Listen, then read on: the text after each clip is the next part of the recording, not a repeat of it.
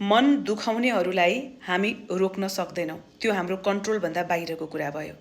तर आफूलाई यति बेला के गर्ने त्यो चाहिँ हाम्रो कन्ट्रोलको कुरा भयो। मन दुख्नु आफैमा कमजोरी होइन, यो हाम्रो शरीर, हाम्रो मन, हाम्रो मस्तिष्कको एउटा प्रोसेस हो।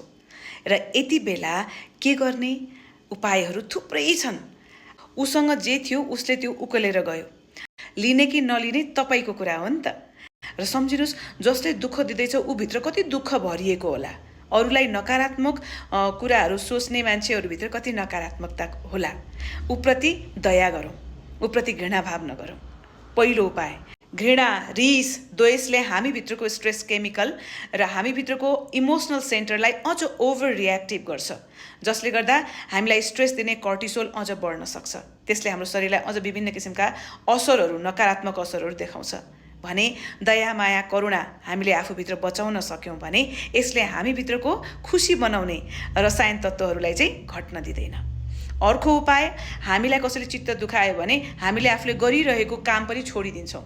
हामी सब चिज छोडेर त्यही चिन्ता र चित्त दुखाएको कुरालाई सम्झिन्छौँ, जसले गर्दा के हुन्छ, हामीलाई विभिन्न किसिमको नकारात्मक असरहरू देखा पर्छ। बिल्कुलै आफ्नो काम छोड्ने होइन, शोकलाई हामीले शक्तिमा बदल्नु जरुरी छ। र अर्को उपाय के हो, चिसो पानीले मुख धुने र 5 4 3 2 1 को रुल फलो गर्ने।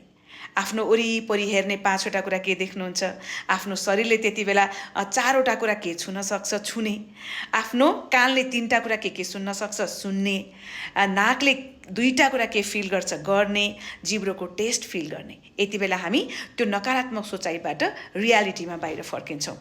त्यसपछि अर्को उपाय, आफ्नो श्वासलाई यसरी मुख बन्द नाकबाट फाल्दै जाने अनि लामो र गहिरो श्वास लिने, केही बेर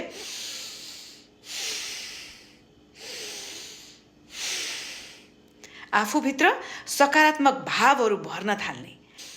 म खुसी छु, म स्वस्थ छु, म सुरक्षित छु, म आफ्नो साथ छु, म पावरफुल छु, म शान्त छु। ख्यालकै पनि सकारात्मक कुरा हामीले बार बार दोहोऱ्याउँछौँ भने हाम्रो मस्तिष्कले यसलाई नै साँचो मान्न थाल्छ। तपाईँले नचाहेसम्म तपाईँलाई कसैले पनि दुखी बनाउन सक्दैन। तपाईँले त आफ्नो कुरा राख्न सक्नुभयो। अहिले यति बेला तपाईँलाई दुःख दिने मान्छेलाई तपाईँको साथको जरुरत छ। सहयोग गर्नुहोस्, उसलाई पनि काउन्सिलिङको लागि प्रेरित गर्नुहोस्।